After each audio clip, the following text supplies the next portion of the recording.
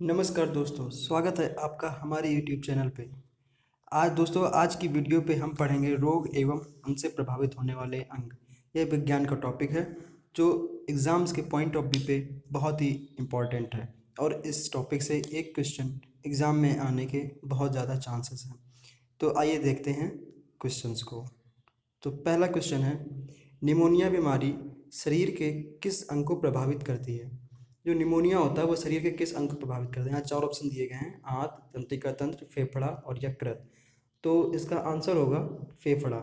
यानी कि निमोनिया हो जाता है तो इससे फेफड़ा बुरी तरह प्रभावित हो जाता है। और इस जो निमोनिया का रोग वाहक होता है ये कौन होता है? ये होता है बैक्टीरिया। बैक्टीरिया के कारण यह बीमारी होती है।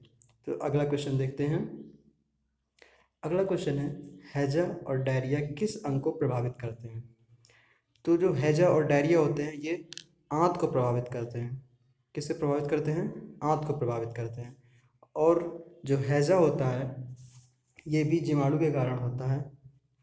हैजा भी जीवाणु या बैक्टीरिया के कारण होता है। और इसमें क्या होता है, इसमें शरीर में पानी की कमी हो जाती है और समय पर इलाज न मिले तो व्यक्ति की मृत्यु भी हो सकती है। तो अगला क्वेश्चन है, रेबीज़ के द्वारा कौन सा अंग प्रभावित होता है?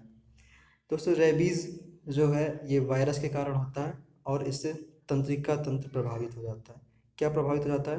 तंत्रिका तंत्र पूरी तरह से प्रभावित होता है। और रेबीज जो रोग होता है, जो ये वायरस मनुष्य में आता है, ये अधिकतर मांसाहारी जीव के काटने के कारण होता है। ये मांसाहारी जो जीव होते हैं उनकी लार में ये वायरस पाया जाता है और जब इंसान को काट लेता है तो यह बीमारी हो जाती है और इससे तंत्रिका तंत्र प्रभावित हो जाता है।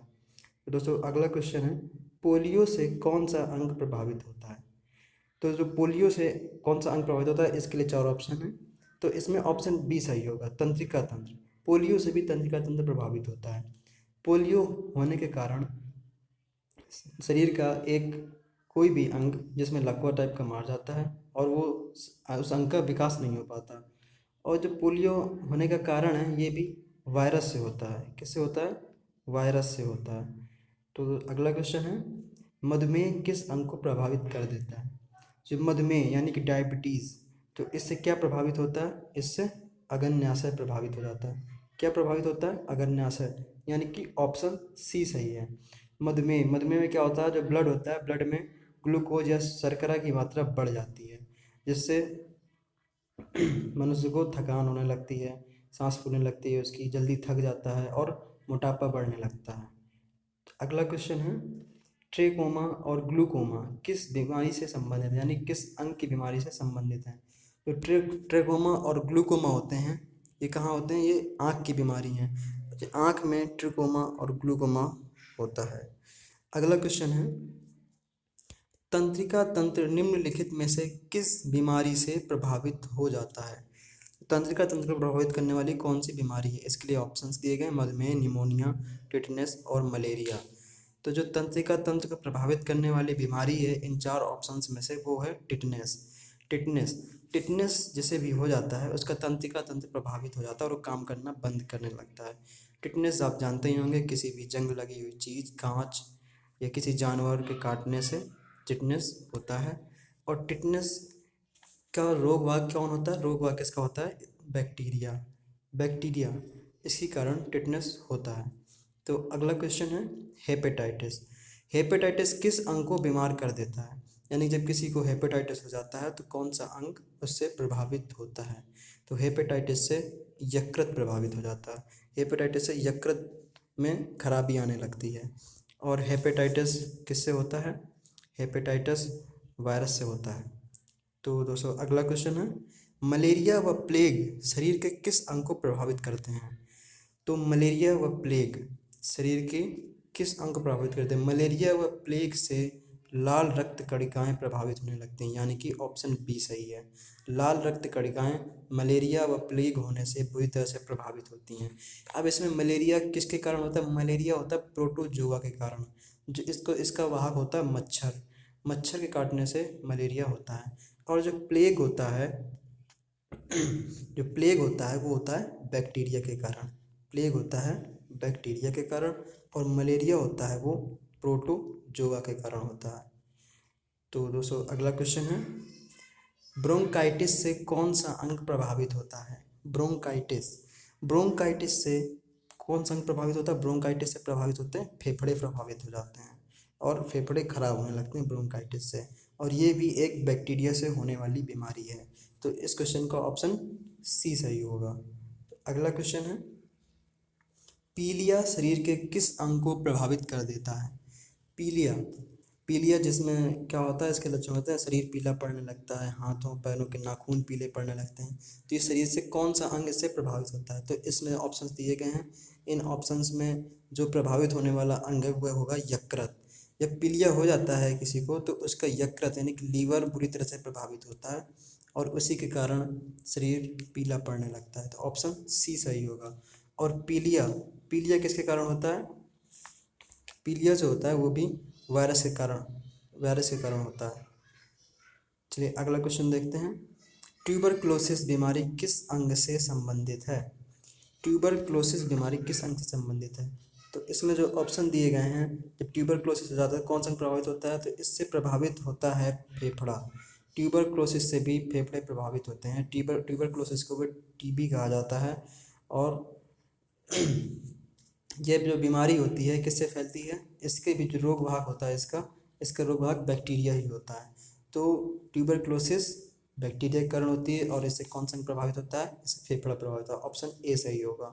चलिए अगला क्वेश्चन देखते हैं, टाइफाइड बीमारी से कौन सा अंग प्रभावित हो जाता है? टाइफाइड जब टाइफाइड हो जाता है तो इससे कौन सा अंग प्रभावित होता है? इससे प्रभावित होती है आंत। व्यक्ति की आंत में इन्फेक्शन होने लगता है और जिससे टाइफाइड होता है और बुखार आने लगता है। और जो टाइफाइड बीमारी होती है ये साल्मोनेला टाइफी नाम का एक बैक्टीरिया होता है उसके कारण होती है। अगला क्वेश्चन देखते हैं, स्कर्वी एवं पायरिया किस अंग की बीमारी से संबंधित हैं? यानी कि स्कर्वी एवं पायरिया शरीर के किस अंग में होते हैं? जो स्कर्वी एवं पायरिया से बीमारी से जो ग्रसित होता है वो होता है मसूड़ा, जहाँ पे दांत लगे होते हैं, मसूड़। इसमें मसूड़ संक्रमित हो जाते हैं और इनमें इन्फेक्शन होने लगता है। जो स्कर्वी होता है आप जानते हैं विटामिन सी की कमी से होता है, और जो पायरिया होता है वो होता है प्रोटोजोआ के कारण। जो पायरिया होता है वो होता है प्रोटोजोआ के कारण और स्कर्वी होता है विटामिन सी की कमी से। तो इससे क्या प्रभावित होता है? ऑप्शन सी मसूड़ा प्रभावित होने लगता है इससे। अगला क्वेश्चन देखते हैं, घेंघा रोग किस अंग में होता है? जो घेंघा रोग है आप जानते हो कि ये विटामिन डी की कमी से होता है और ये किस अंग को प्रभावित करता है? ये प्रभावित करता है थायराइड ग्रंथि को, यानी कि ऑप्शन सी सही है। और थायराइड ग्रंथि कहाँ होती है? थायराइड ग्रंथि होती है गले में। तो घेंघा रोग गले में थायराइड ग्रंथि में होता है। तो अगला क्वेश्चन देखते हैं। अगला क्वेश्चन है, मोतियाबिंद शरीर के किस अंग में होता है? जो मोतियाबिंद है ये आँख की बीमारी है और इसमें आँख में धुंधलापन आने लगता है और व्यक्ति को धीरे धीरे धीरे करके दिखना बंद हो जाता है। तो मोतियाबिंद कहाँ पर होता है? मोतियाबिंद होता है आँख में। तो ऑप्शन सी सही होगा। अगला क्वेश्चन देखते हैं, मिर्गी आने पर शरीर का कौन सा अंग काम करना बंद कर देता है? मिर्गी यानी कि शौक, जब मिर्गी आती है तो मिर्गी आने से तंत्रिका तंत्र प्रभावित हो जाता है और तंत्रिका तंत्र प्रभावित होने पे क्या होता है?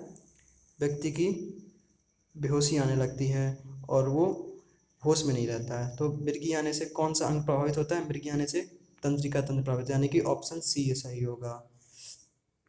अगला क्वेश्चन देखते हैं। अगला क्वेश्चन है, अस्थमा किस अंग की बीमारी है? जो अस्थमा होता है ये होती है श्वास नली की बीमारी।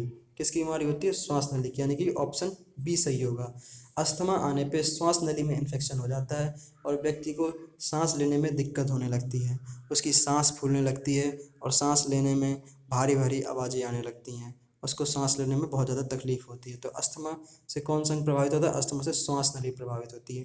फेफड़ा प्रभावित बाद में होता है लेकिन पहले श्वास नली इन्फेक्शन और जब ज़्यादा दिन तक इन्फेक्शन बना रहता है श्वास नली में तो धीरे धीरे इसका इफेक्ट फेफड़ों की कार्य क्षमता पे पड़ता है। तो चलिए दोस्तों अगला क्वेश्चन देखते हैं। अगला क्वेश्चन है, काला जार से कौन सा अंग प्रभावित होता है?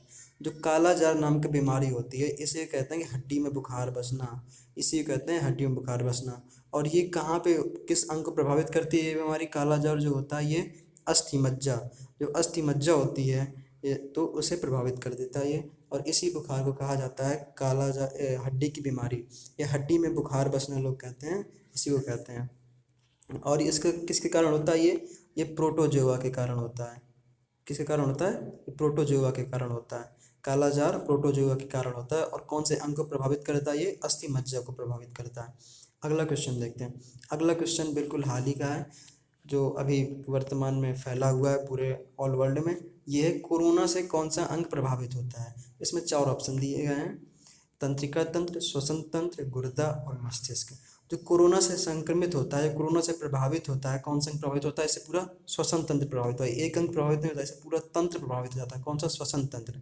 अब श्वसन तंत्र में श्वास नली भी आती है और फेफड़े भी आते हैं, ये सब चीज़ें आती हैं, तो इनसे सभी चीज़ें प्रभावित होती हैं और व्यक्ति को सांस लेने में बहुत तकलीफ होती है, खांसी आती है। और कोरोना और इसका किसके कारण होता है? ये एक वायरस से होने वाला संक्रमण है जिससे पूरा विश्व परेशान है।